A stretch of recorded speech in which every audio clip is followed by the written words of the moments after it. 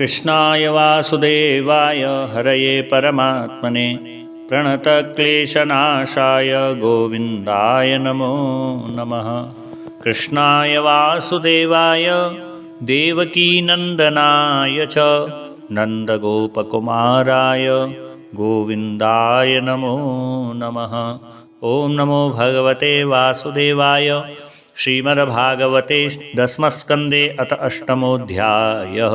श्रीशुक उवाच गर्गपुरोहितो राजन् यदूनां सुमहातपाः व्रजं जगामनन्दस्य वसुदेवप्रणोदितः तं दृष्ट्वा परमप्रीतः प्रत्युत्थाय कृताञ्जलिः आनर्चादधूक्षजधिया प्रणिपात पुरःसरं सुपविष्टं कृतातिथ्यं गिराशूर्णतया मुनिं नन्दयित्वा ब्रवीद्ब्रह्मन् पूर्णस्य करवाम किं महद्विचलनं नृणां ग्रहिणां दीनचेतसां निःश्रेयसाय भगवन् कल्पते नान्यथा क्वचित् ज्योतिषां मयनं साक्षात् यत्तज्ज्ञानमतीन्द्रियं प्रणीतं भवता येन पुमान् वेद परावरं त्वं हि ब्रह्मविदां श्रेष्ठः संस्कारान् कर्तुमर्हसि बालयोरनयोर्नृणां जन्मना ब्राह्मणो गुरुः। गर्ग उवाच यदूनाम् अहमाचार्यः ख्यातस्य भुवि सर्वतः सुतं मया संस्कृतं ते मन्यते देवकीसुतं कंसः पापमतिशख्यं तव चानकदुन्दुवेः देवक्या अष्टमो गर्भो न स्त्री भवितुमर्हति इति सञ्चिन्तयन् श्रुत्वा देवक्या दारिका वचः अपि हन्ता गताशङ्कत् तर्हि तन्नो नयो भवेत्। नन्द उवाच अलक्षितोऽस्मिन् रहसि मामकैरपि गोव्रजे कुरु द्विजातसंस्कारं स्वस्ति वाचनपूर्वकं। श्रीशुक उवाच एवं सम्प्रार्थितो विप्रः स्वचिकीर्षितमेव तत् चकार नामकरणं गूढो रहसि बालयोः।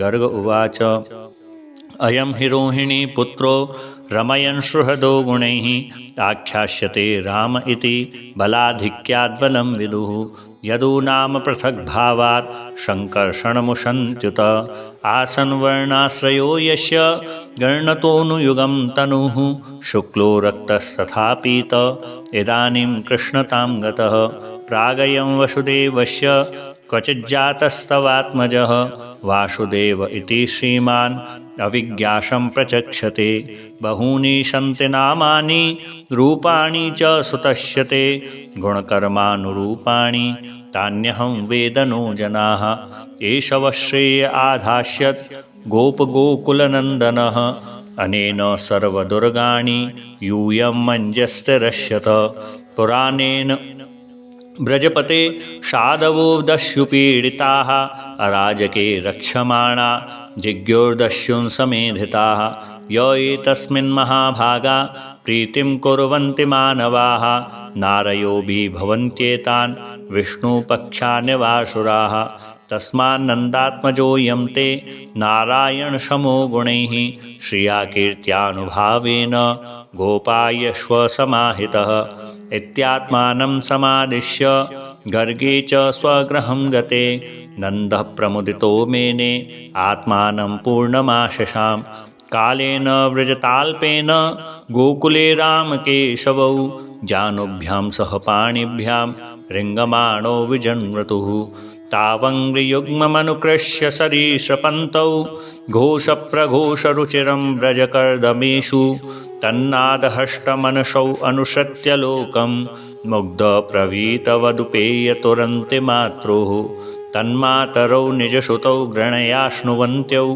पङ्काङ्गरागरुचिरौ उपगुह्य दोर्भ्यां दत्त्वा स्तनं प्रपिबतो स्म मुखं निरीक्ष्य मुग्धस्मिताल्पदशनं ययतु प्रमोदं यर्हङ्गनादर्शनीयकुमारलीला अन्तर्व्रजे तदवला प्रगृहीतपुच्छैः वत्सैरितस्तत उभौ अनुकृष्यमाणौ प्रेक्षन्त्य उज्झितग्रहा जहसुरहसन्त्यः संज्ञग्निदृष्टशलजद्विजकण्टकेभ्यः क्रीडापरावति चलौ स्वसुतौ निषेधुं गरुणानि कर्तुमपि यत्र न तज्जनन्यौ शेकात आपतुरलं मनसो नवस्थां कालेनाल्पेन राजर्षे रामः कृष्णस्य गोकुले अग्रष्टजानुभीपद्भिर्विचक्रमतुरञ्जसा ततस्तु भगवान् कृष्णो द्वयशैव्रजबालकैः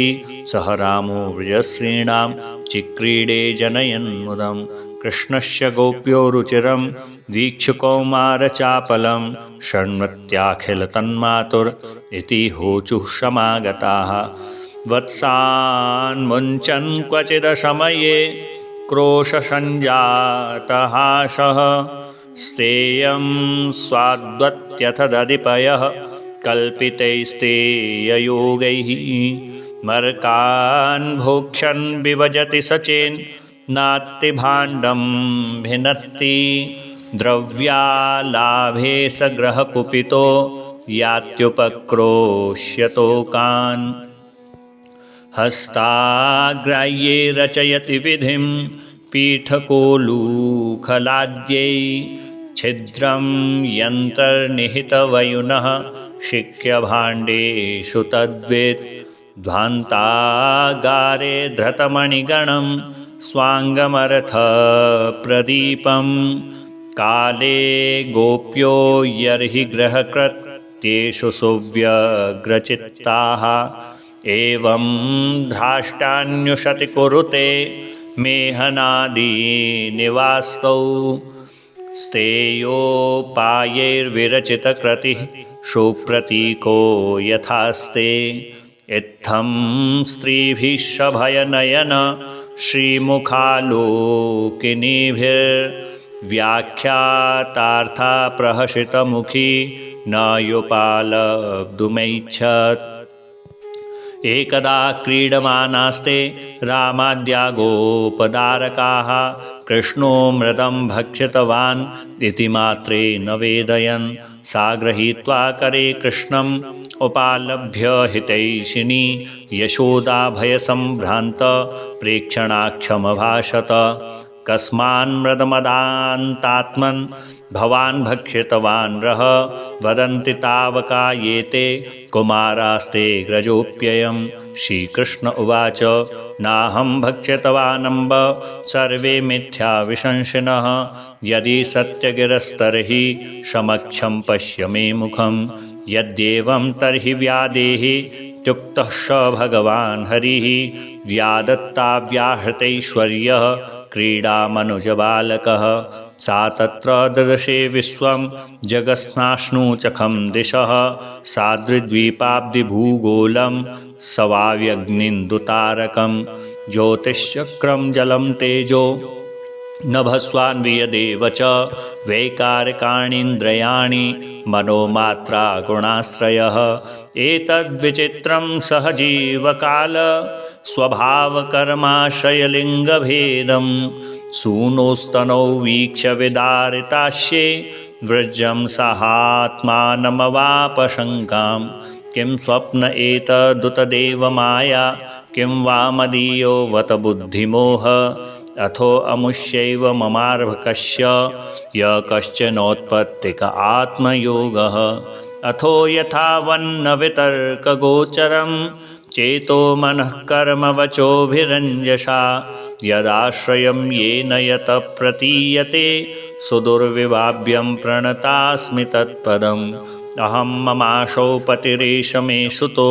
व्रजेश्वरस्याखिलवित्तपासति गोप्यश्च गोपाशः गोधनाश्च मे यन्माययेत्थं कुमतिः स मे गतिः इत्थं विदततत्त्वायां गोपिकायां स ईश्वरः वैष्णवीं व्यतनोन्मायां पुत्रस्नेहमयीं विभुः सद्यो नष्टस्मृतिर्गोपी सारोप्यारोहमात्मजं प्रबद्धस्नेहकलिल हृदयासीद्यथा पुरा त्रय्या चोपनिषद्भिश्च साङ्ख्ययोगैश्च सात्वतैः उपगीयमानमाहात्म्यं हरिं सामान्यमात्मजम् राजोवाच नन्द किमकरोत् ब्रह्मन् श्रेय एवं महोदयं यशोदा च महाभागा पपौ यास्यास्तनं हरिः पितरौ नान्वविन्देतां कृष्णोदारार्भके हितं गायन्त्यद्यापि कवयो